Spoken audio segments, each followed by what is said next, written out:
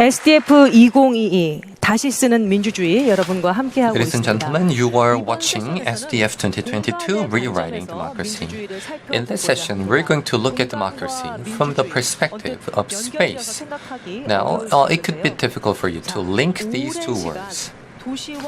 But after this presentation by an urban architect who have given a lot of thought about space and cities, you will think differently.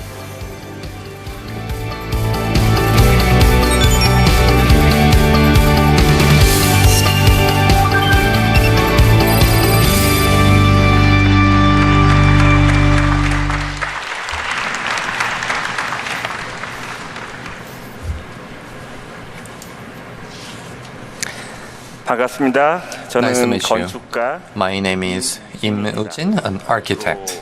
프랑스 파리에서 오래 활동해 왔고요. I used to work in Paris for many years, and it's been a while since I visited my home country. It's great to be here, but at the same time, I'd like to express my condolences for all the victims of the tragedy last week. You might ask why an architect is here at a forum where we are supposed to talk about democracy and our values. Today, I'm not going to talk about some grandiose discourse about politics and the society. Rather, I'm going to talk about space and cities that are just too familiar to us, like air we breathe in every day. Now, democracy is about metaphysical values that are formed in our consciousness. However, it is difficult for us to recognize that our consciousness is actually shaped by physical and tangible space. Now, Winston Churchill said that we shape our buildings, thereafter they shape us. So today I'm going to talk about two spaces that apparently have nothing to do in common. One, the National Assembly building, where the members of the National Assembly fight against one another, doze off, or just spend time in a meaningless manner. The other is an apartment complex where the residents would drive out children from the outside. Now, these two places or spaces have different contexts or causes of the problems, but there is one thing in common in our reaction to these spaces. That is, we get angry. We often say, politicians are always like that. The rich people are always like that. They are vulgar, lazy, selfish, and so on. Today I'm going to talk about why we feel this way when we look at the National Assembly building and the exclusive apartment complex. Why do we blame them and frown upon them? First of all, let's take a look at the National Assembly building, which is a symbol of democracy, as well as lack of communication in this country. So these are the common traits of the National Assembly: physical confrontation, coarse language, shouting, dozing off, being absent, and so on. When we look at news about these, we feel frustrated, angry, and quickly blame them. They are so low as persons. The politicians are always the same. We have to slash their salary and so on. But let me ask this strange question. Well, thousands of members have worked in this National Assembly building, and are they really so low as people? Well, you might feel a little strange after hearing these questions. Today I'm going to suggest that we take a slightly different perspective. But In order to do that, I want to share with you two simple pieces of knowledge. First, a story of mouse. When the World War broke out, the countries engaged in the war were concerned about how to accommodate the refugees and prisoners of war who have increased a lot in numbers. Meanwhile, commissioned by the U.S. administration, John Calhoun, an expert in social behavior of mice, conducted a research on how mice deal with spatial stress. After 14 years, he discovered an interesting phenomenon. First, he put a group of mice who were strangers to each other in a box, in a large box, and then the mice formed into different groups and started to harm each other. After some time, the situation didn't improve at all, so he decided to make the size of the box much smaller, 1/4 of the first one. As expected, the different groups fought very hard and fierce, but after some time, they started to be more cautious and communicated much more. After some more time, they even shared some cheese.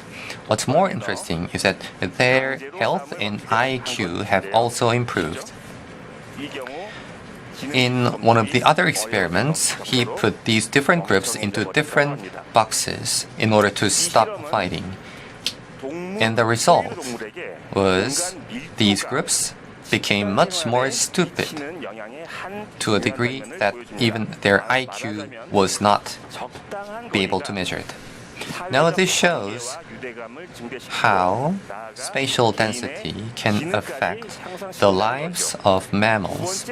In other words, a proper or appropriate distance actually helps social relations and a sense of connection and even individual IQ.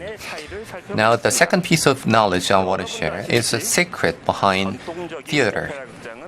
Now, there are two types of theaters, opera theater and movie theater. As you may well know, in a traditional opera theater, you only hear the voice of the actors without any speaker system. So the audience have to be sitting very close to the stage. That's why they make the seats for the audience steep in different floors so that the audience can be as close as they can be with actors. However, it's quite different in the movie theater. It has a brilliant speaker system, so the audience don't have to be close to the screen. The seats become less steep and the audience become more distanced from the screen. And let's think about the behavioral pattern of the people in these two different spaces. In the opera theater, the actors and audience interact a lot by acting, waving, and applauding. However, in a movie theater, the audience look at the movies in a passive manner, leaning back in this cozy sofa.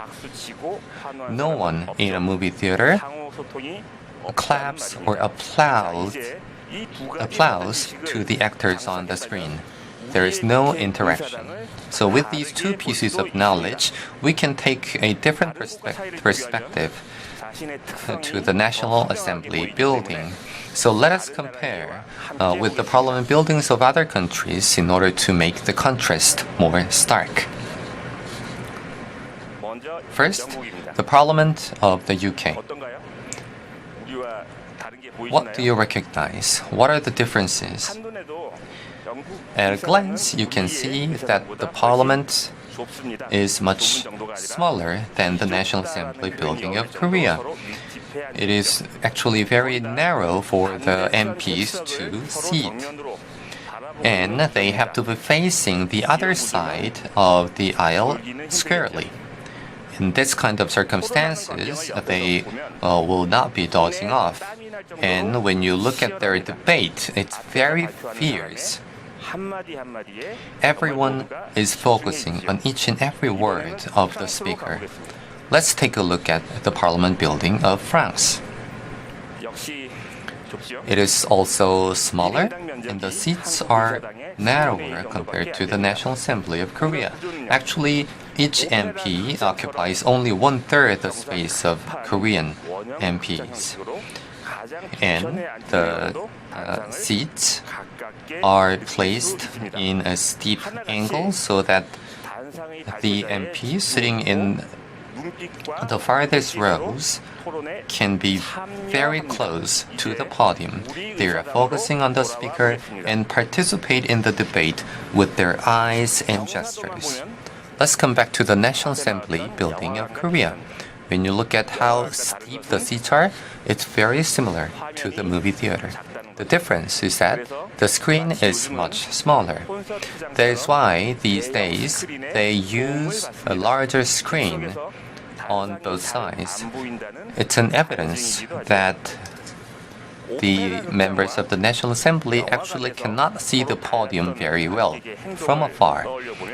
When you think of the different behavioral patterns of the audience in an opera theater and a movie theater, we can easily see the different degree of focus the MPs would have.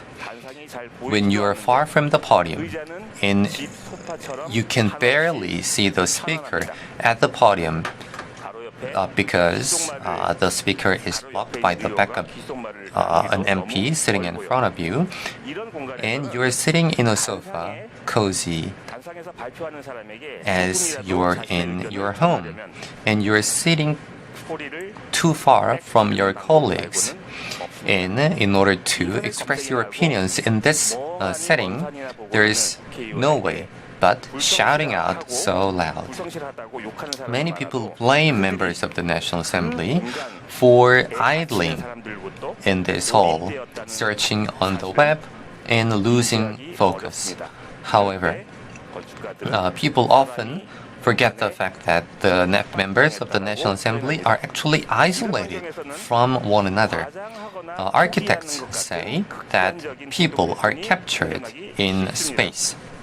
In these circumstances, people resort to extreme behavioral patterns such as exaggeration or giving up. They resort to shouting, just leaving the hall, dozing off, or just being absent. Now, shouting out is a mode of communication when people give up on conversation or when people are too thirsty for communication. There's another important detail about this. Now, many parliament buildings in Western countries have created the seats for the MPs and the seats for the visitors to work like a single stage. So they intentionally made the presence of the visitor seats larger so that the MPs can feel as if they are on a stage. So in these circumstances, no MP would be dozing off because they are on the stage. However, the visitor seats in the National Assembly building of Korea doesn't have much presence to be felt by the MPs. So what's the point in blaming the students who are sitting far from the teachers and no one is watching them for dozing off or being absent? The correlation between a spatial structure and people we looked at so far is a good example of how big an impact the space as a system has on our communication. If we realized that lack of communication once blamed on individual politicians is influenced by space, let us ask ourselves a question. How does our living space, like our home and city, impact the way we communicate? 현대 한국인의 절반이 사는 Let's examine the correlation between people and hidden spaces in apartments housing more than half of Korean people. 다른 차를 못 들어오게 막고 When apartment residents keep outsider vehicles or kids from the neighborhood from passing through their complex, 시위로 보이고 we resent their collective selfishness 그리고 그들을 and, rightly in our view, criticize them. 입장을 바꿔서 생각해 But how would you feel if you were in their shoes and saw people from outside park in our parking garage or use our parks or community facilities? Wouldn't you feel invaded and want them to leave? 내 공간이 침범당한 것 같고 우리 단지에서 나가 Then 주었으면 하는 느낌 솔직히 안 드시나요? we find ourselves 그러면 우리는 이런 절망적인 facing this dismal question. 우리는 그토록 Are we that hypocritical and selfish? 이런 자괴감마저 This 듭니다. question even makes us feel ashamed of ourselves. Here's a picture that may surprise you. 사진을 보면서 서울 지리를 모르는 외국인이 If a foreigner with no knowledge about Seoul's geography saw this aerial picture, they would feel that there were two drastically different cities separated by a road, so much so it looks like they belong to different countries. 잘 정리된 Even a cursory glance shows that the apartments on the left look very well organized with a lot of greenery. 하나 없이 In contrast, the neighborhood on the right, filled with small buildings, looks very cramped with no 그런데요, parks. 이번에 사진을 지도로 바꿔보겠습니다. Now let's turn the picture into a map. 뭐가 보이시나요? What do you see? 건물보다 길이 보이시나요? Do you see the roads better than the buildings? 놀라운 것은 Surprisingly, 왼쪽 아파트 단지에는 there's no marking of roads for people to use in the apartment on the left. 않는다는 것입니다. 즉, 단지 This indicates 말고는 The 아무도 complex 들어갈 수 is a 없는 private property 강과 surrounded by walls and fences where the only residents are allowed. 마치 도시라는 It looks like 바다 an 위에 island 홀로 in the 떠 sea 있는 of 섬처럼 city. 말이죠. 어떻게 이런 장면이 가능했을까요?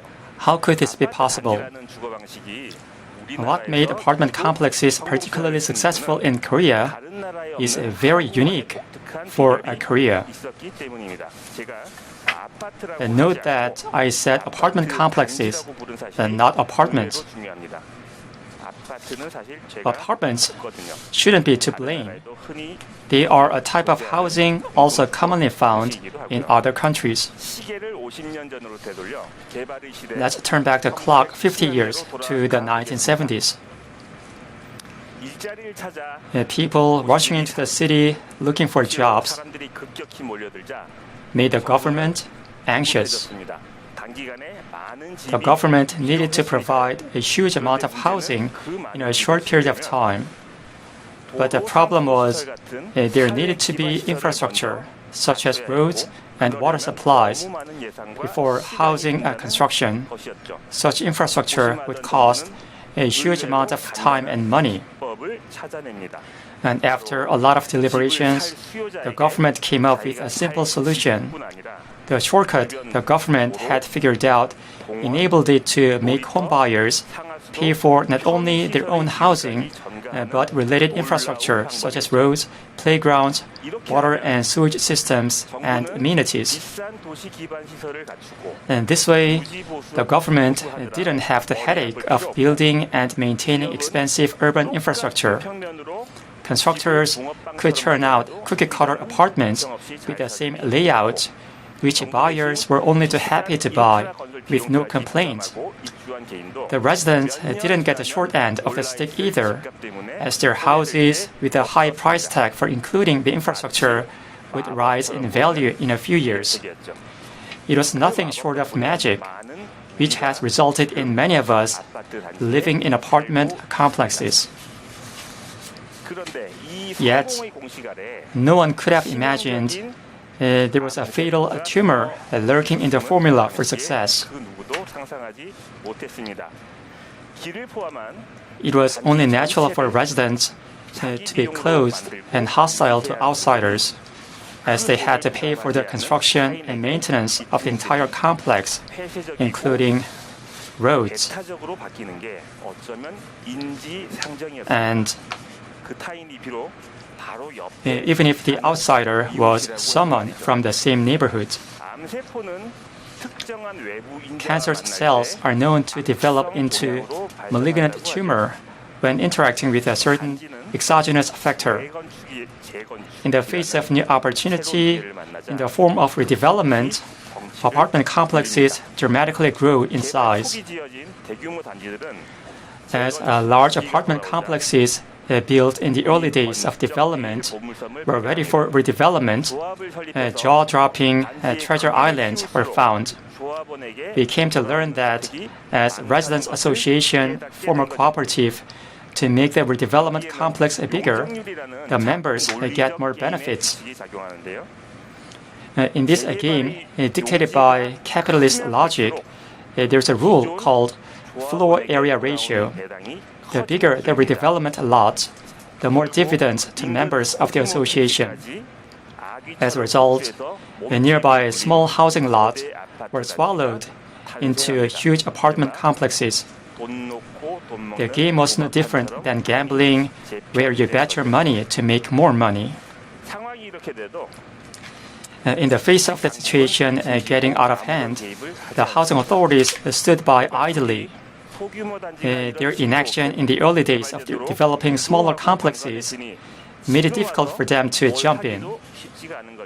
The way the system worked was pretty much set in stone. Vacuum-like areas where roads are cut off, passage is blocked, and exchanges are gone, are cropping up across the city. If you block others from accessing your complex, you can't access theirs. If the city moves in that direction, your complex ends up being the only place for you to stay. In the end result would be us being confined within our complex. If the public sector avoids its responsibilities and only takes the easy route, the city becomes a battlefield where there are no people and economic logics reign supreme. Without realizing that they are more and more isolated and hostile, people develop a tunnel vision, which makes them insensitive to everything but someone making a nice profit selling the apartment, just like the frog gradually boiling in water.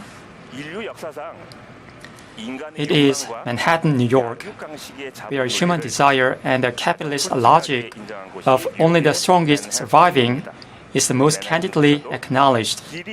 Yet, even Manhattan doesn't give up on the minimal system of roads. And that's because road is the most basic blood vessel for the organism of the city we are living in. With the two examples, I'd like to say that conflicts and clashes among people can be blamed on the structural issues that are not apparent, rather than people being the reason. Spaces designed to look grand and extravagant, with no regards for the fundamentals of discussion and communication, have stifled people for several decades. Ill-designed spaces can make people in them feel isolated or fight with each other. Cities built with shortcuts, laziness, and speed have lost the original purpose of helping people live in harmony, had driven them into apartment complexes where they are cut off from each other and jealousy of each other. The city, neglected due to lack of responsibility, drifts people away from each other and gets them to hate each other. Spaces should be communicate with each other, and cities should be interconnected. Otherwise, we will be lonely and helpless. Thank you.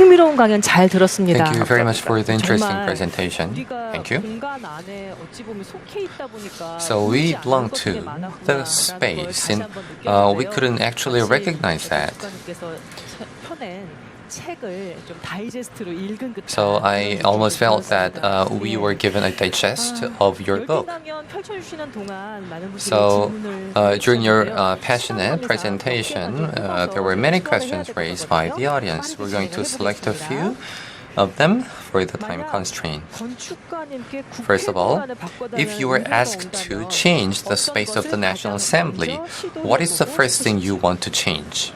일단 설계에 대해서 먼저 First of all, 이해해야 되겠죠. I have to make sure that how much budget I am given. 제가 이렇게 국회에 대한 그 문제점이라고 하면 혹시 문제점을 So 얘기했기 때문에 I talked about the problems in the National Assembly building, and I expected that there will be questions like this.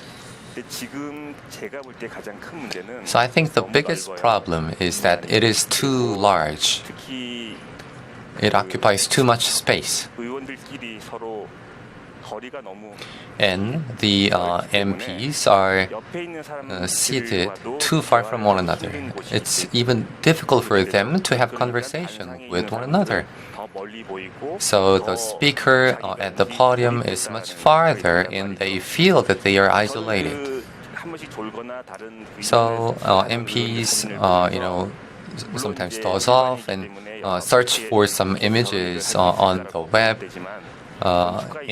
Whenever I hear that kind of news, I am concerned as a citizen, but at the same time, as an architect, I feel pity for them. The MPs must be having a very hard time in that space. I believe the space should be smaller. 저는 건축가님의 강연을 들으면서 Listening to your lecture and reading your book, 인간 행동에 대한 변명을 공간이 해주거나 I think spaces can be excuses for human behavior, and also spaces can be a solution for human behavior. So I got such expectation listening to your lecture and reading your book. With regard to that, some people say that how did you write this book to help politicians come up with excuses and defend those politicians? Still, space has an impact on people, which is very clear. Space is invisible, just like the air. Still, how we design a space can drive people to behave certain ways. So that is why the title of my book is Invisible City. Invisible space, invisible city. So we need to make an effort to see those invisible cities and spaces. Now, there is a plan to build a second National Assembly building in Sejong City. Maybe they should, make the seats closer to one another and make it more uncomfortable for the MPs to work there. So that's the thought I have. Yes, maybe rather than uncomfortable, they should be able to see the face of each other. And when they are seated close to each other, being able to see the face of each other, however angry they are, just like the proverb that goes, you can't really spit on a smiley face. During difficult debates, they can maintain some civility and flexibility in their debates. Then the debates would be more productive, I guess. That's my expectation. One last question for you. I really wish I could have more time with you, but this is the last question from Moon Sun Chang.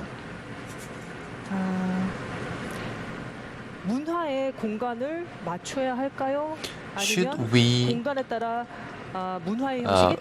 fit culture to space? Or does culture shape space? Well, it's a question like, whether it's the chicken or the eggs. Actually, both are the right answers.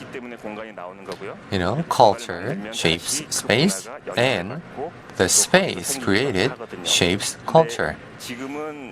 So it works both ways. And as I said in my presentation earlier, I'd like to emphasize that space really shapes people's thoughts and behaviors. So let us recognize the power and impact of space and try many things in different ways. So one last short question. We have designed this venue to communicate and facilitate communication. Do you think we have chosen the right venue for communication? Please give us a short answer. If you have listened to my presentation, you would already know the answer. So do you have to keep that in mind, right? So you can see whether this venue is an opera theater, movie theater, or something else. So you can pretty much determine which space we are in right now. And if you think about that, you can see whether this space is conducive to our communication or not. You can make your own judgment. So let us go back and have in-depth discussion with our organizers. And this concludes our session with the architect. And last but not least, any last comment you want to make? So I came to Korea in a while, so it's great to see all of you in person. Most importantly, on last Saturday, there was a very tragic accident, and there is a lot of questions being raised regarding the tragic accident. And during my lecture, I gave a hint of sorts for our discussion on that tragic event. So thank you very much for taking your precious time to deliver a lecture today. So we had this conversation with some smiles on our faces, but at the same time we had this hard feelings in our heart. I hope this conversation will lead to a better society. Thank you.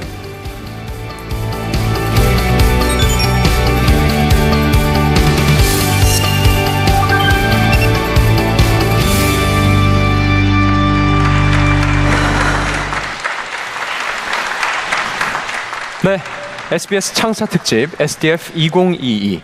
이번에는 다시 쓰는 In 민주주의의 SDF 키를 2022, we're going to look at education for keys in rewriting democracy. What are the changes we need in schools? And what are the political education necessary for adults? We're going to listen to the research results, which were supported by SBS Culture Foundation and the Democracy Cluster of Seoul National University National Future Strategy Institute. Let us first invite Professor Mo Kyung-hwan of Seoul National University. Please welcome him with a big round of applause.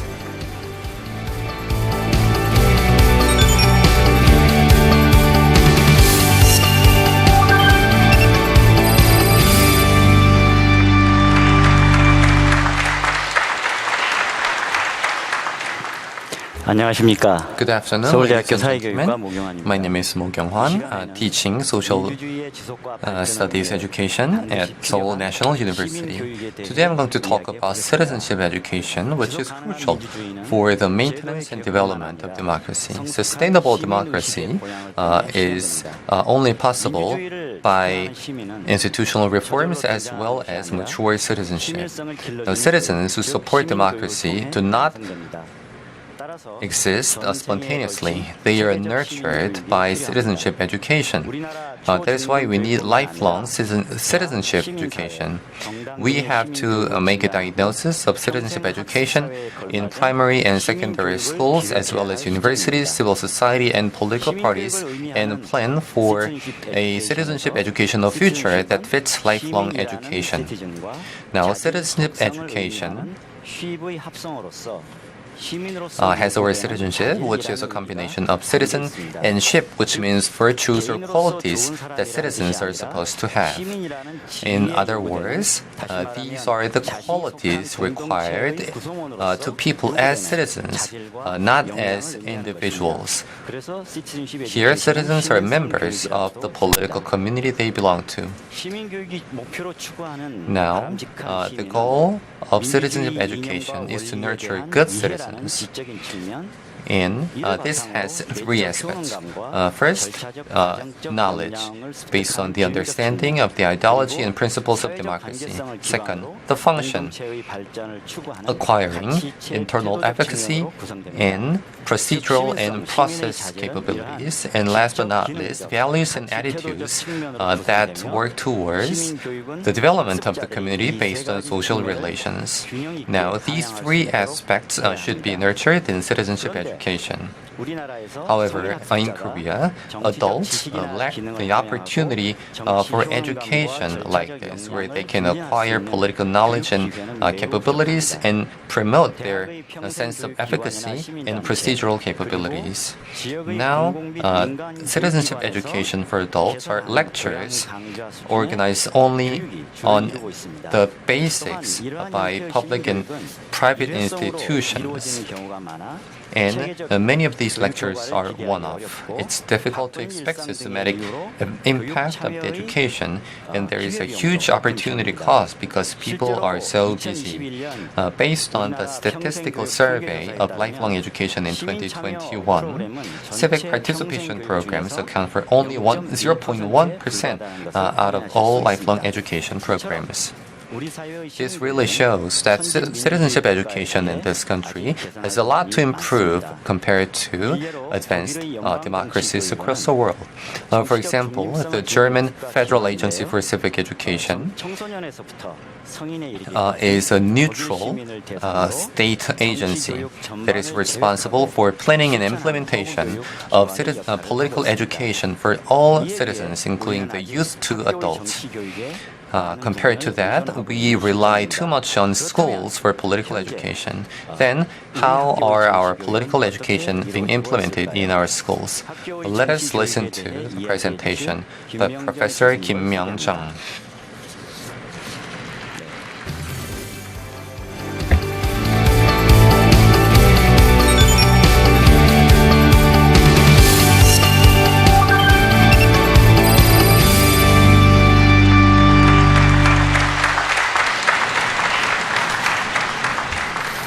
네, 안녕하세요. Good afternoon. 정치교육하는 강원대학교. My name is Kim Myung-jung of Gangwon National University. Today I'm going to talk about political education in our schools. 시민사회 정치 역량은 생애 교육으로서 시민교육을 Now, the political capabilities of a civil society can be nurtured by lifelong education, but it heavily relies on political education in schools. Now, political education in schools takes place where people receive the most systematic education in their lives and is a crucial step in equipping the youth with the most average political capabilities. So, now, there are two challenges in our political education in our schools. First of all, lack of the opportunity for political education. If you have a high school student in your family, maybe you can ask this question. What's the parliamentary election system in this country? Or, what are the differences between a presidential system and a parliamentary system of the government? I am quite sure that not so many students can explain 이게 자녀들 and 잘못이 give 아닙니다. answers to these questions. Actually, it's not their fault. It's just because that politics is not very popular as a subject in our high schools that are based on elective subject system.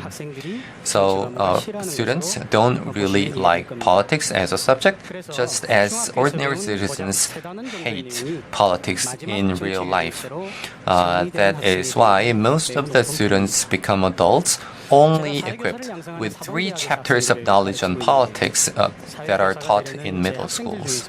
Now I am teaching undergraduate students in College of Education, and actually many of my students who want to be social studies teachers who didn't learn politics at all in their high schools. The second challenge is the difficulty in having practical and meaningful political education. Ask the students around you about their thoughts about political issues of our times. Now, a few students would be confident in giving their own thoughts. First of all, they must have not had any opportunity for that. Second, the schools are where these political issues and controversies are taboo the most in our society. Actually, this is why students don't really like politics as a subject. Political education, detached from real life, is only reduced to acquisition of knowledge. So, if we overcome the second challenge, politics will be more popular among students as a subject, and we naturally solve the first challenge. So, political education in our schools have to be more practical and meaningful. For that, we have to deal with everyday political issues and public issues for education, and let the students to engage in debate and discussion for problem solving.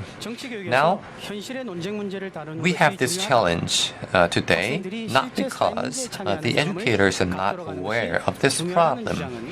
It's been long since many people have argued that it's important for political education to deal with current issues and allow students to participate in real issues in their lives.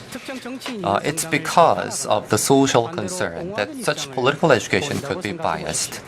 Now suppose that your children came back from school today and starts criticizing a particular politician or a political party.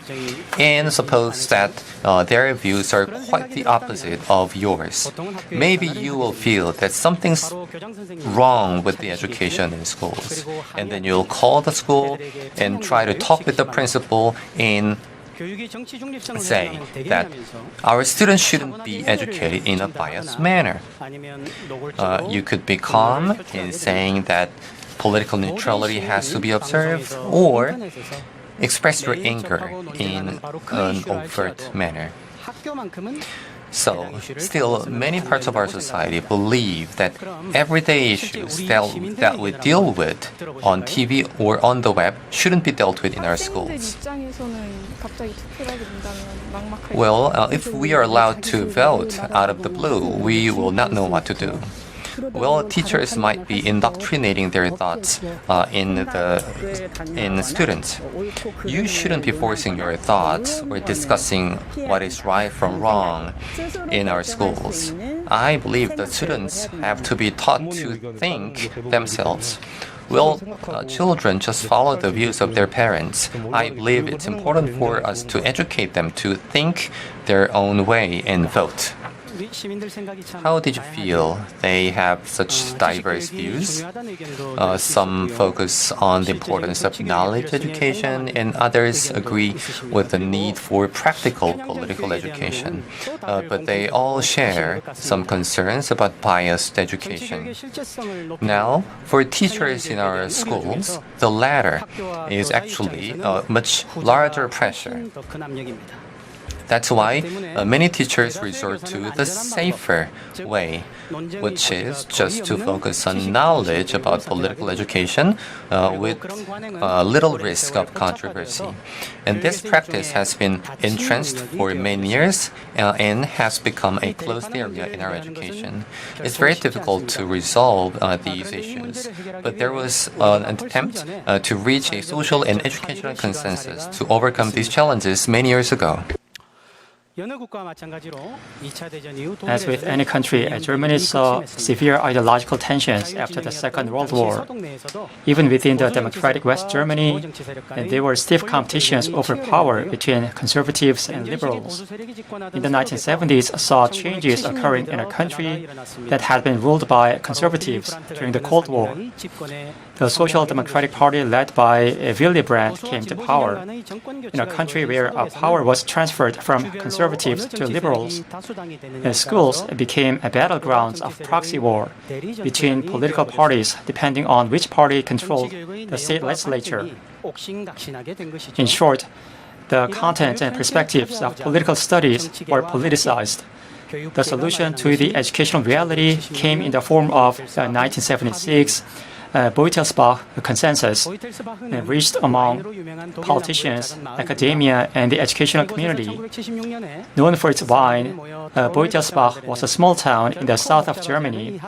The anything but a complicated agreement hammered out there in 1976, following discussions, can provide useful guidance to our school's political education, though it was made 40 years ago in a faraway country. The agreement proposes political education be taught pursuant to the 3 principles to keep schools from being politicized and nurture a healthy citizenship among students. They are: first, there shouldn't be forced indoctrination. Second, socially controversial topics should be studied through school debates. Third, each student should be allowed to make political judgments and actions in line with their personal interests. In fact, the consensus is already a well-known one in political education, except it is still yet to be fully adopted in our schools despite being introduced long ago. The educational neutrality enshrined in Korean law is strictly enforced in political education. Still, the second principle of the agreement espouses controversial issues being taught through debates.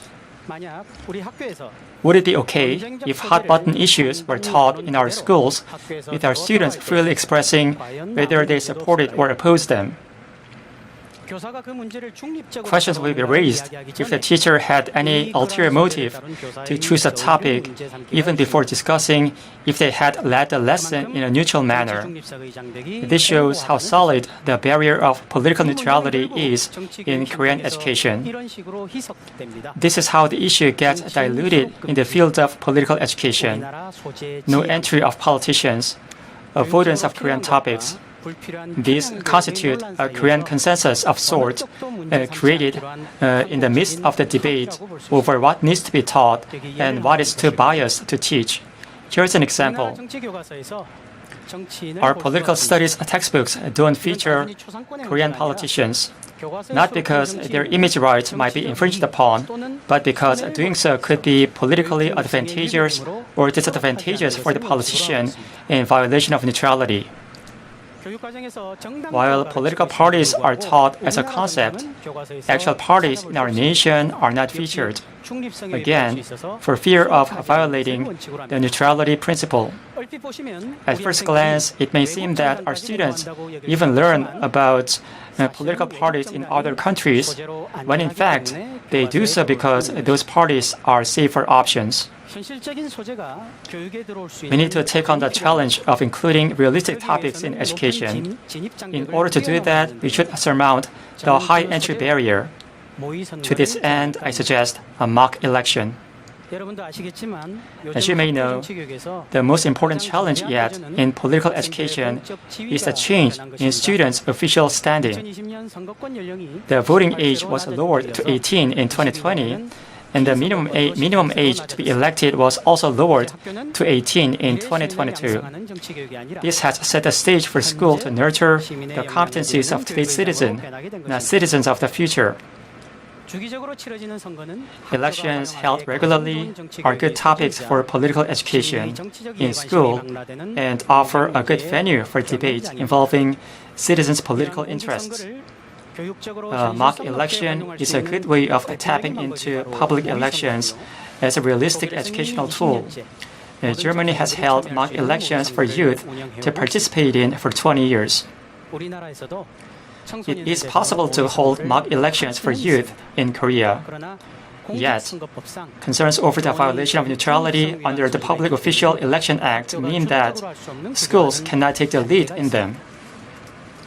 And it is the National Election Commission's position that a mock election in the immediate run-up to an election can violate the Election Act.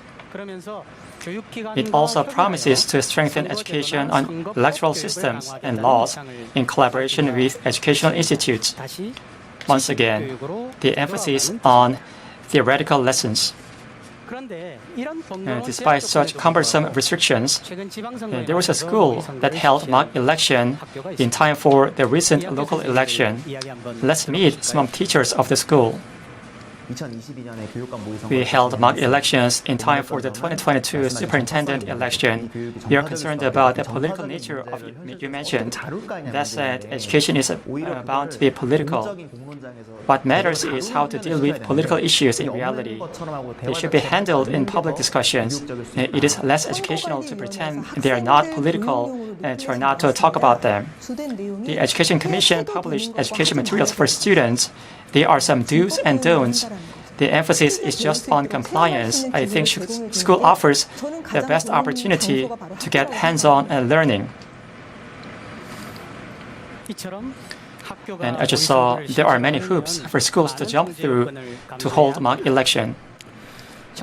While youth have guaranteed political freedom and there is greater educational demand, too much restriction is placed on what schools and teachers can do. It may be worth considering that competent and well-resourced national agencies, such as the Election Commission, to carry out mock election for youth instead of placing the burden on individual schools. I propose such kind of mock election.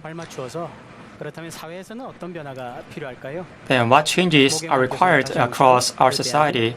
We'd like to invite Professor Kyung-Han Mo to listen to his insights.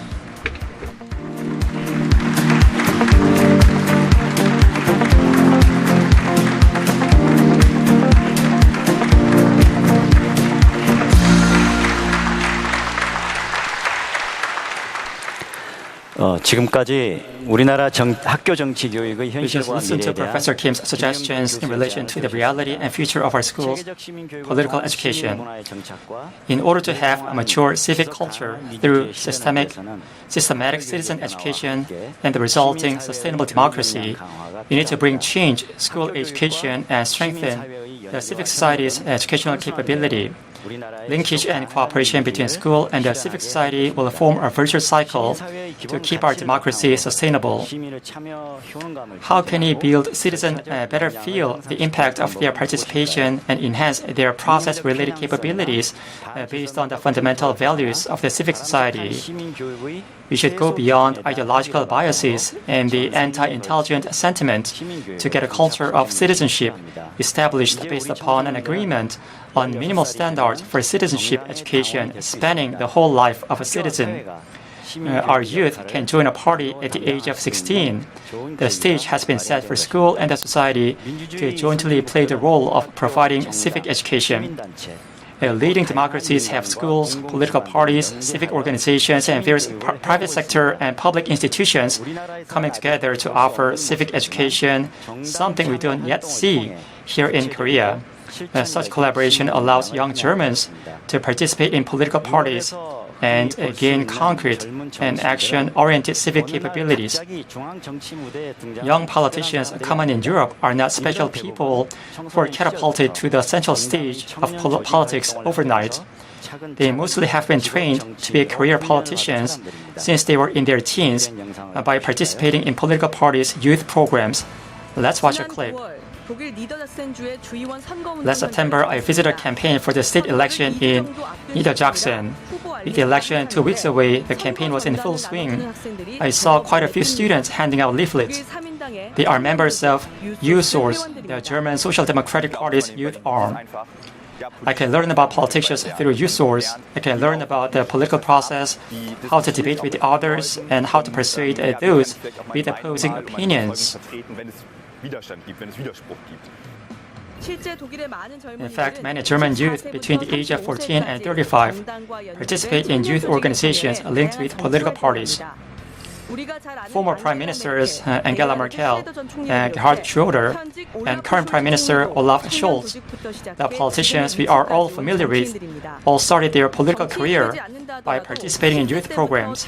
And even if one doesn't become a politician, they learn to respect diverse opinions and reach an agreement in their teen years and to actively participate in politics, something that has a huge impact on their lives.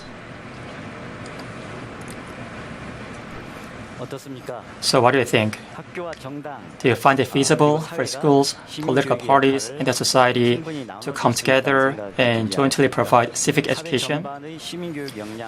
Strengthening the capabilities of society-wide civic education is an important ingredient to keep democracy sustainable. The civic education available in leading democracies wouldn't be realized overnight. Don't you think that the fact that we're all here together to rewrite democracy suggests we are all ready to take on the challenge? Thank you.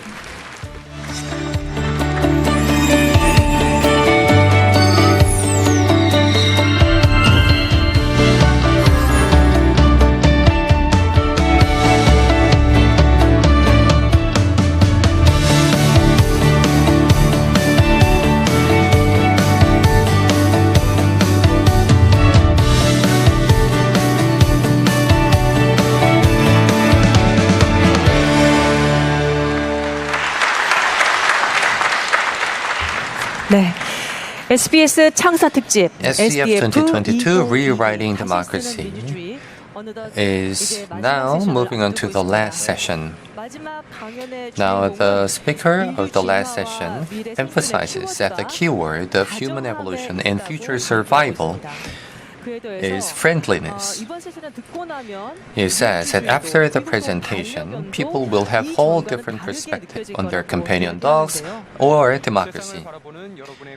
Now, the last speaker will change your perspective in looking at the world.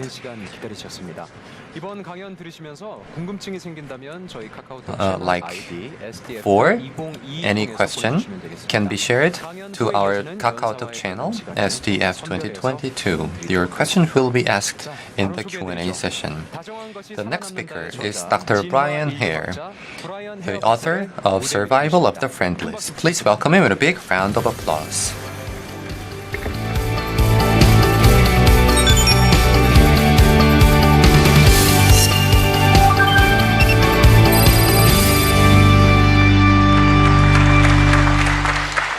안녕하세요. Who are we?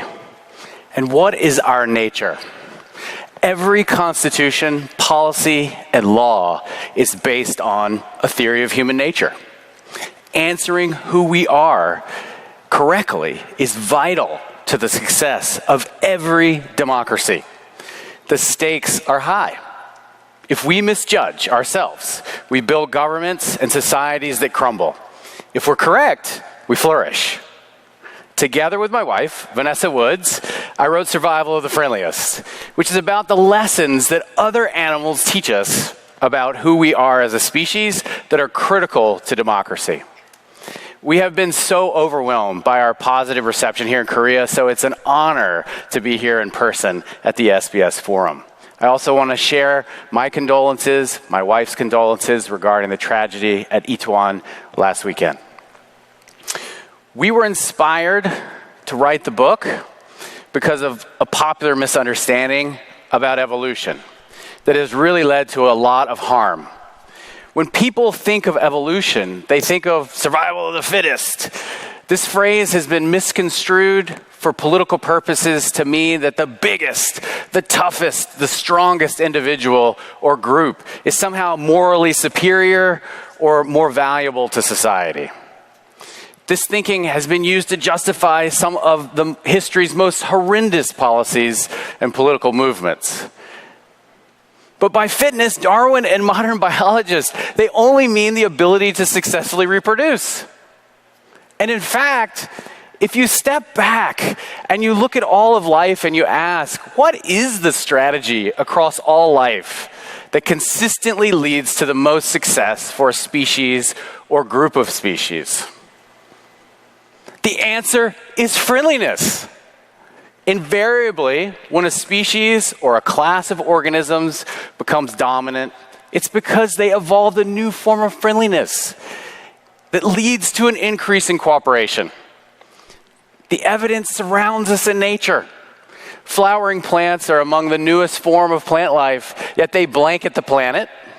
Their success is thanks to their friendliness towards pollinators. Flowers provide a meal in exchange for help with fertilization.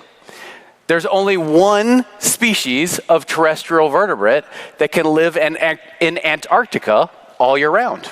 It's emperor penguins, and they survive the brutal winter by hugging. Unlike most birds that value their personal space, these penguins are attracted to each other, and this allows for a new type of cooperation that results in warmth. Cleaner wrasse are a small reef fish, and they make their living cleaning the teeth of predatory fish. They're not just attracted to the predators, but they swim inside their mouths. Their unusual friendliness has led to a new type of cooperation. The cleaners are rewarded by a meal, and the predatory fish, they get their teeth cleaned of parasites. Repeatedly, we see in nature that when new forms of friendliness evolve, more cooperation follows that leads to huge leaps in success.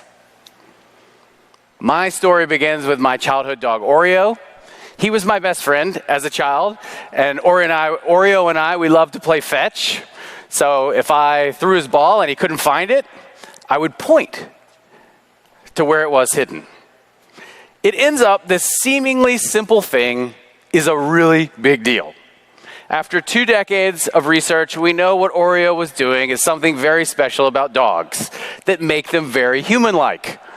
All humans, each of us in this room, learn to participate in culture and learn language by reasoning about what others are thinking. Humans have a special ability to think about what others feel, what they want, and what they believe. It's the basis of everything, from language learning to morality. Understanding pointing is the first sign around 9 to 12 months that a human infant is beginning to think about others in this new way. Could it be that our dogs, like Oreo, understand us like infants?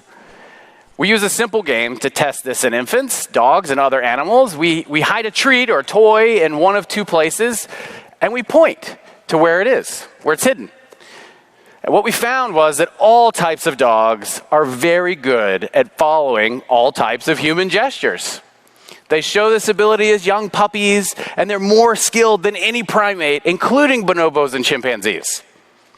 To the surprise of many, dogs, our distant relative, are more human-like than our close chimpanzee relatives when it comes to cooperative communication.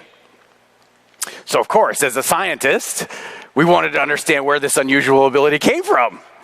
To find out, I traveled to Siberia to work with a special population of friendly foxes.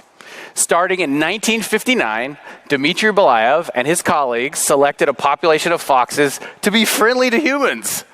They started with a population of foxes with normal fear of humans. If you try to touch them, they would run away and try to bite. But each year, they picked out the friendliest fox, who are the most attracted and least fearful of humans, and they bred them together. The experimental foxes became friendlier. Like the cleaner wrasse we met earlier, fear had been replaced by attraction. The friendlier foxes were so attracted, they wanted to be touched and held and hugged. The surprise was their bodies also changed. The friendly foxes were more likely to have curly tails, floppy ears, and they lost pigment in their hair. Even their canine teeth became smaller, and their muzzle or their face became shorter. These are many of the changes we think of as signs of domestication. When I tested the friendly foxes for their use of human gestures, they were as skilled as dogs, even though they were never selected for their communicative abilities. The control foxes looked like chimpanzees, failing to use my gestures. So Pelayev had discovered the essence of domestication is selection for friendliness. And that friendliness changed their minds and their bodies. The friendly foxes help explain why dogs evolved to be more human-like. Over 15,000 years ago, friendly wolves were at an advantage because they could approach and scavenge around human settlements. Natural selection favored these friendly wolves. Over generations, like the foxes, they evolved to be more cooperative and communicative with humans because they were friendlier. It's only in the past 150 years that most modern dog breeds, like Oreos, were under intentional selection by humans or artificial selection. The friendliest wolves domesticated themselves and became one of the most successful species on the planet. With millions of dogs living everywhere there are people, but sadly, only 100,000 or so wild wolves remain. This makes dogs exhibit A for how friendliness wins big in nature. It also suggested that other species may have evolved naturally through a similar process. Our first candidate was our less known closest primate relative. We have two closest primate relatives, bonobos and chimpanzees. We know that about 1 million years ago, bonobos and chimpanzees shared a common ancestor, but then the two populations, they split. Chimpanzees on the north side of the Congo River and bonobos on the south side. Over the past 1 million years, bonobo females, like Samindwa, pictured here, decided that male aggression is no longer acceptable. Females became friendlier and formed alliances to stop male aggression. Bonobos evolved into a friendlier chimpanzee. On the left is a male chimpanzee. This male lives in societies that show human-like levels of lethal aggression. Groups of chimpanzees conduct warlike raids on each other. They murder each other, and they coerce females through male dominance. On the right is a bonobo male who lives in a society free of lethal aggression. No bonobo has ever been observed to kill another bonobo. Female friendships allow them to cooperate in a new way to prevent male aggression. If a male dares to attack a female or an infant, an entire coalition of females responds to repulse the male. Male aggression no longer pays dividends, with females even preferring to mate with the friendliest males. Just like dogs, selection for a friendlier nature has shaped how bonobos cooperate and communicate too. In one cooperation test, we gave bonobos the chance to share food with another bonobo. Before they ate breakfast, in the morning, we gave them preferred fruit. They could either eat all the food or they could use a one-way key to open a door on their left or on their right. Behind one door was a group mate, and behind another door was a complete stranger. Bonobos did not just share their food, but they also preferred to share their food with a stranger. Bonobos are xenophilic or attracted to strangers. Unlike chimpanzees who are xenophobic or fearful of strangers, bonobos have nothing to fear when they meet an unfamiliar bonobo. Instead, they have everything to gain, a new friend or ally. Here's what it looks like. This is Sake. She's a 4-year-old infant living at Lola Ya Bonobo. We let her in with the yummy food, and you're going to see, instead of eating it, she's going to go open the door for her friend Alikia, and they have more fun eating together. So you'll see, sharing food is fun for bonobos. So again, with more friendliness, there we go, fun. With more friendliness evolves cooperation that increases and pays big dividends. The most successful male bonobo have more offspring than the most successful alpha male chimpanzees. Friendliness wins again. What does this have anything to do with humans? We now know we were not alone on this planet until very recently. Just 100,000 years ago, we shared the planet with at least 4 to 5 other species of humans. All of these species had traits we typically think of as defining traits of our species. All the other humans had large brains, they had cultural traditions, and likely had linguistic abilities we would recognize. These are the traits we usually use to explain how we're different from other animals. But lots of other species had these traits, and they all went extinct. If we want to explain how our species became so successful, it must be something in addition to these traits that allowed us to thrive while all the other human species went extinct. It's then we realize friendliness is also the secret to our species' success. We have evolved a completely new type of social category known as the in-group stranger. It's a person you have never met, but you immediately recognize as part of your group. So these are students at Duke University at a basketball game, and it illustrates the power of our new form of friendliness. Our students come to Duke from all over the United States and all over the world. They meet for the first time on Duke's campus, and they quickly learn to care about each other as if they're family. They all share one powerful identity, that of a Duke Blue Devil, which is our school nickname. No other species can do this. Only humans can meet a complete stranger and recognize them as a friend through shared identity. It is our superpower that makes us the friendliest species of human that ever evolved. It's also supercharged our culture and our technology. It's likely that other species of humans were highly xenophobic, like chimpanzees. And as illustrated here, different groups of humans would have had little interaction with other groups. So this means that over someone's entire lifespan, they would have only meet and interact with, say, 100 or 150 people in total. And that's going to really prevent the spread of innovation. Group identity and an attraction to those who share your identity, it changes the picture. It means that groups that share a language, a religion, a style of dress, or some other feature, they can interact to exchange ideas and innovation.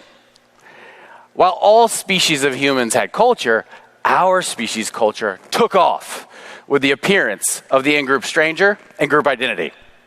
Technological advances exploded as a larger network of minds connected, and our form of friendliness allowed us to cooperate and to succeed where other human species could not. Like other animals, friendliness is seen in our bodies as well as our minds. Similar to the foxes, we have shorter faces. Our teeth are smaller. We lost the bony brow ridge seen in other human species. All changes that occur in other species being selected for friendliness. We also lost pigment, like many domesticated animals. In our case, we lost the pigment in our eyes. Every human, without exception, has white sclera. The circles are pupil and makes it easy to see where someone's looking. Every other primate uses pigment to hide their eyes. But humans, we advertise our friendliness and our cooperativeness with our visible eyes. Our brains use the presence of white sclera to subconsciously recognize another human, and it's the feature that babies first use to recognize another person.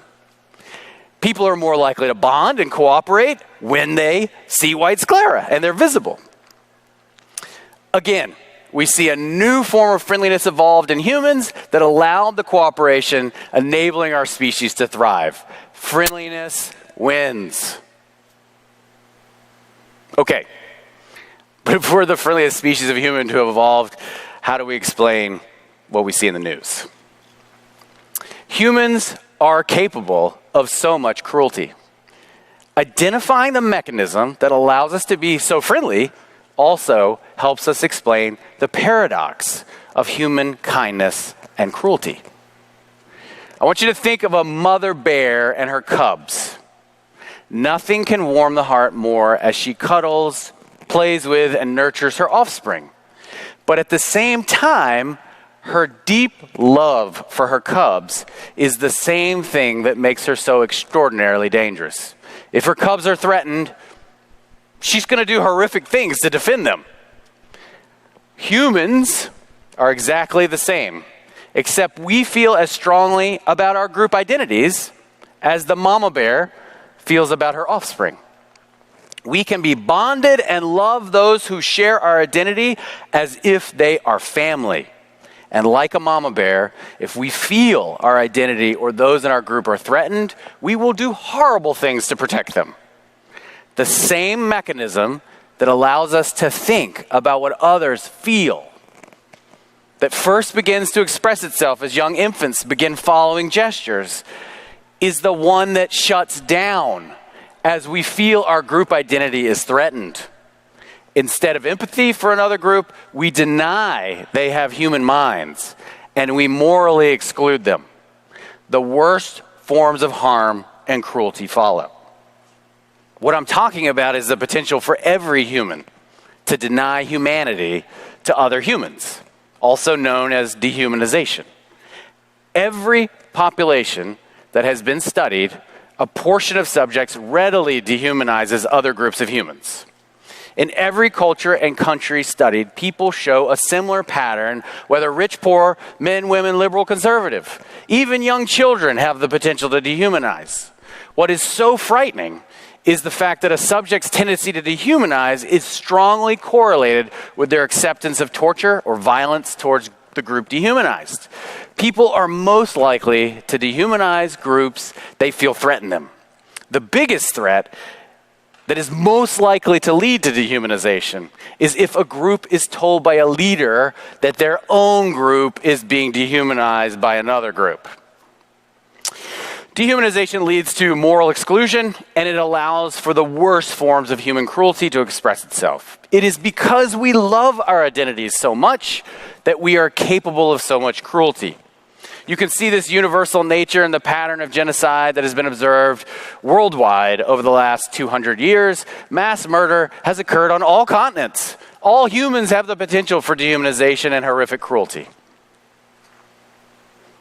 So given all we have learned about our nature from other animals and the power of friendliness, can we engineer a friendlier future? I really see two major mechanisms. The first is democracy. And the second is thinking of society as a bouquet of flowers. So we did not evolve to be despots. Our hunter-gatherer ancestors lived without hierarchy for millions of years. It's only with agriculture that you see the first chief and military class that began monopolizing power. History shows that dictators could be overthrown, but until recently, the out-of-power group that took power from one group simply subjugated the group they overthrew. Despotism always replacing despotism. It's not until the liberal democracies of the past few hundred years that societies return to their egalitarian roots and now exist within hierarchies. In a liberal democracy, when a group is out of power, they still have power, and they still have all the same human rights as those in power. Peaceful transitions of power become possible. In rewriting our democracy, we have to find ways to immunize ourselves from the darker parts of our nature. And the good news is, we know how. We have all felt our identities are threatened at some point. You can likely think of examples of leaders encouraging feelings of threat and victimization that can quickly slide into dehumanization. To immunize against this, we must humanize and build shared identities. There are two well-established ways to do this that follow the pattern of friendship leading to new forms of cooperation. We must design our schools, work life, and our cities and governments to promote cross-group friendships. These are friendships that act like bridges between different groups, and they inoculate them from the worst of human nature. It becomes difficult to dehumanize and morally exclude other groups when members of your own group maintain true friendships with those from the other groups. Through these friendships, we can create interdependence. And interdependence occurs when would-be competitors realize they need to cooperate in order to succeed. When everyone's success depends on cooperation and each party realizes that the other group has something to offer, we humanize each other. To take advantage of our friendly nature and short-circuit our darker side, we must promote cross-group friendships and interdependence that then create a shared human identity. Like a bouquet of flowers, the whole is richer than the sum of the parts. If different identities are different types of flowers, when we put them together, they are at their greatest beauty. Their differences unite, they reach the highest beauty. I think we can build a friendlier future. And I leave you with these two unlikely friends as inspiration. If they can do it, come on, we can too. So what I would like to leave with you with is how you can help to rewrite democracy. In my humble opinion, the most important thing that we can do is find somebody you disagree with. Go to lunch with them and find a way to be friends. That includes politicians that are from different parties and become friends, even though they disagree. It won't fix all of our problems, but it will immunize us from the worst part of our nature. Thank you, and I welcome your questions in the remaining time.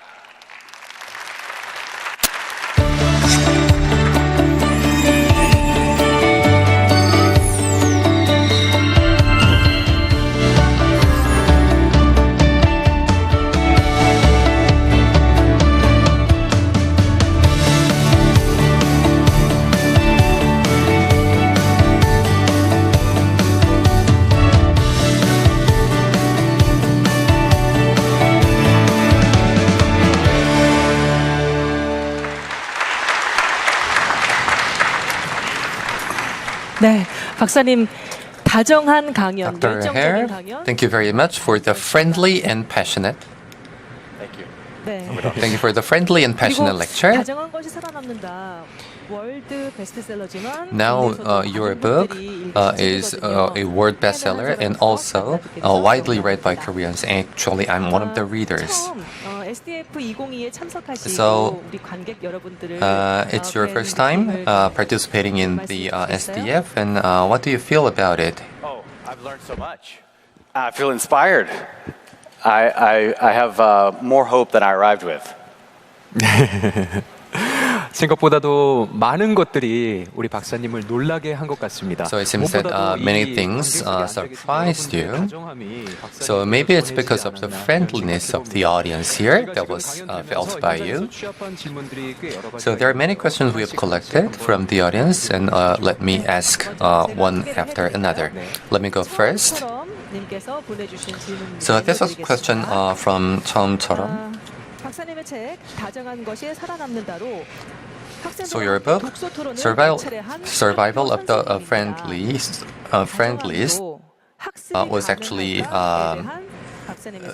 the subject of my book club.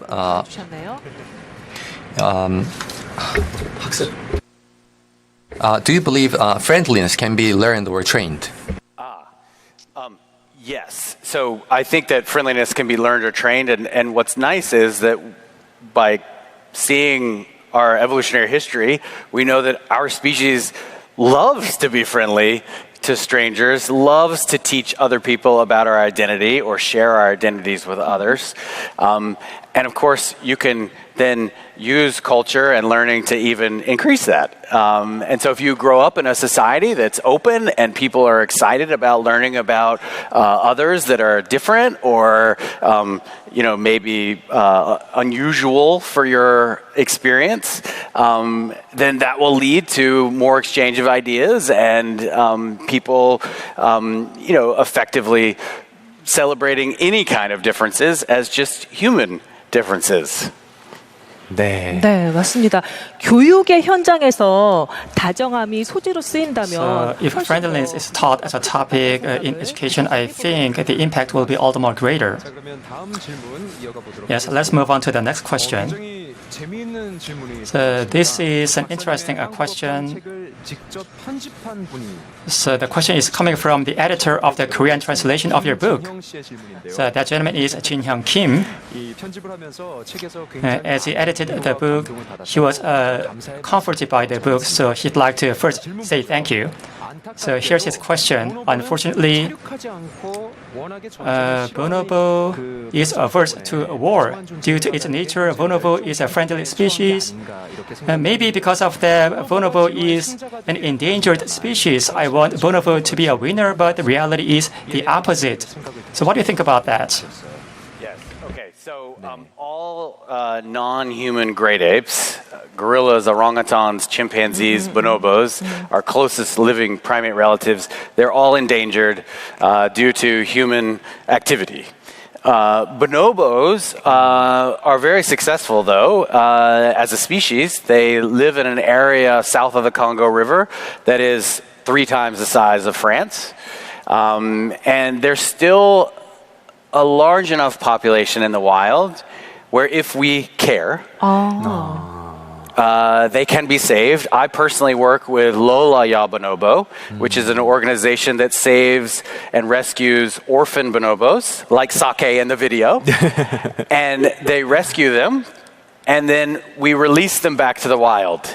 So there are people working hard to protect bonobos because they have so much to teach us. If we look to nature with humility, we can see that bonobos, other animals, they really can't help us. 네, 우리가 추상적으로 가질 수 있는 그런 개념들을 이렇게 직접적인 사례와 실험을 통해서 전해주시는 So it's much more easier to understand with these actual cases. Now the next question is connected to the previous one. Let me read it out for you. A question from Jung Se-jin. 다정한 늑대들은 왜 지금의 개보다는 적게 남았을까요? So why do we have less friendly wolves compared to dogs today? 다정한 것보다 다른 종에게 So to talk about superiority, it would be better for survival to be friendly to the same species than to be friendly to other species. What do you think? Okay, so why do we have, I believe the question was, why are wolves still aggressive and how have they evolved given that they're only friendly with their own species? And so there are still wolves in the wild, thankfully, and wolves have taught us what's special about dogs. So we have, wolves to thank us to understanding how friendly dogs are. But it's not that wolves are always unfriendly. They have their family and they're actually incredibly cooperative. It's just with humans, they're afraid. And even I have helped raise, and my team has helped raise dozens of wolf puppies. And even if you raise a wolf puppy, when they grow up, they are afraid of you. And they would prefer to be with other wolves. Whereas if you raise a dog from puppies, they want to be with people. They love people. So dogs have evolved to really want to be with us if we raise them. Whereas wolves, even if you raise a wolf and you do everything its mom would do, as soon as it gets 4 or 5 months old, it just wants to be with other wolves. 그렇군요. 질문을 조금만 더 연결해서 So let me 해보자면 ask a connected question. 늑대 중에 사람에게 So there will be some wolves who were friendly to humans that became dogs later and became more successful. But most of the wolves were not that friendly to humans, and that's why we have less wolves compared to dogs. So we can say that being friendly to other species is actually much better. So that was a question. Yes. So the secret to dog success is that some wolves were attracted to people. Just like the cleaner rats are attracted to the mouth of a predator, some wolves were attracted to people because there was food around human settlements.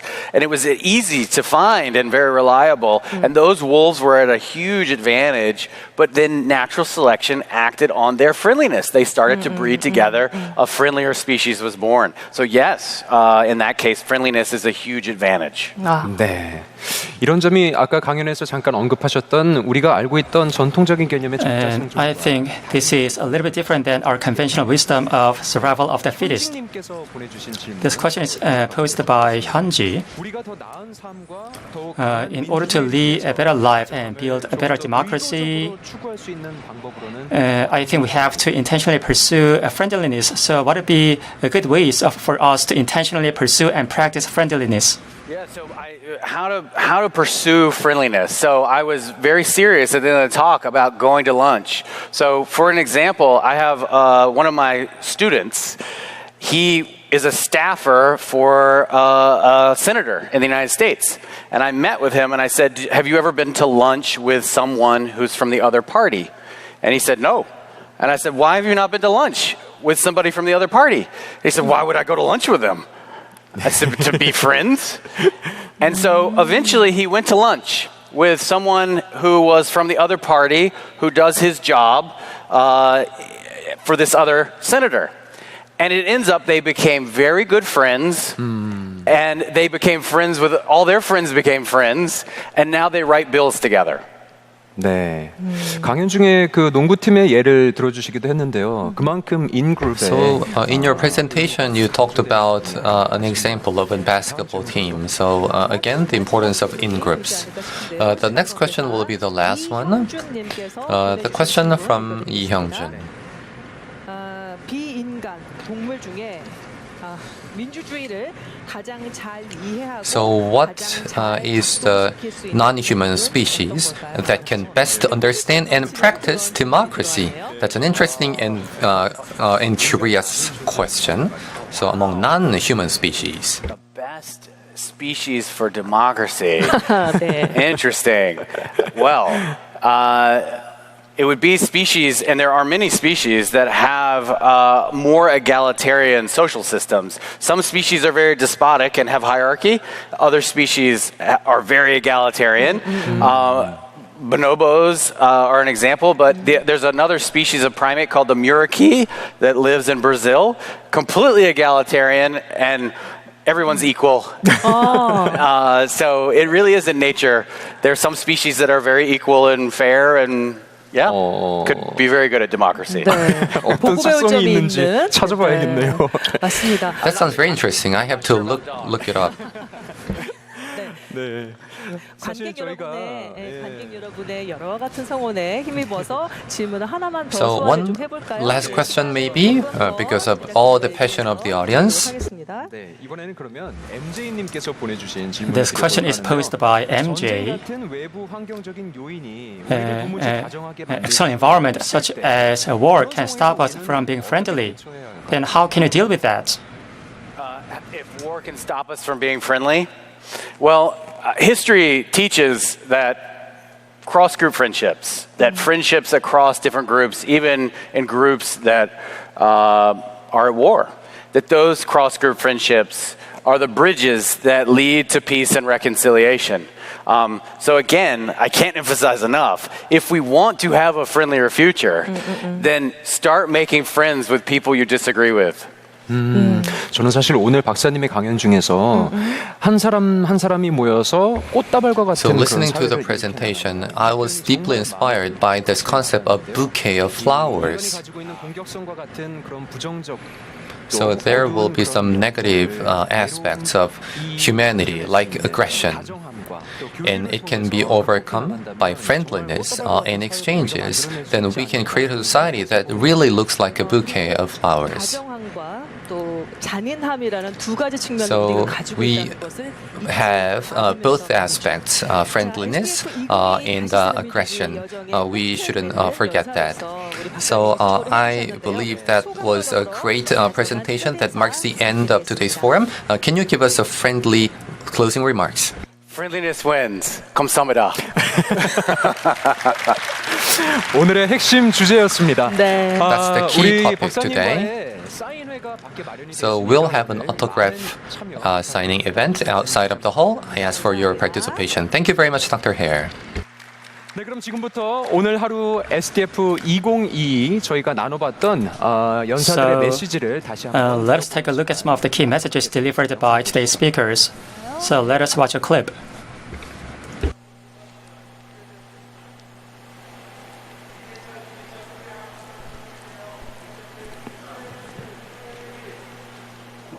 I'm only one call away. I'll be there to save the day. Superman got nothing on me. I'm only one call away. Call me baby if you need a friend. I just wanna give you love. Come on, come on, come on. Reaching out to you, so take a chance. No matter where you go, you know you're not alone. I'm only one call away. I'll be there to save the day. Superman got nothing on me. I'm only one call away. Come along with me and don't be scared. I just wanna set you free. Come on, come on, come on. You and me can make it anywhere. And for now, we can stay here for a while. Hey, 'cause you know, I just wanna see you smile. No matter where you go, you know you're not alone. I'm only one call away. I'll be there to save the day. Superman got nothing on me. 네. 네. 자, SBS 창사 특집. All right. SBS With that, we are wrapping up the SDF 2022 Rewriting Democracy, commemorating the foundation of SBS.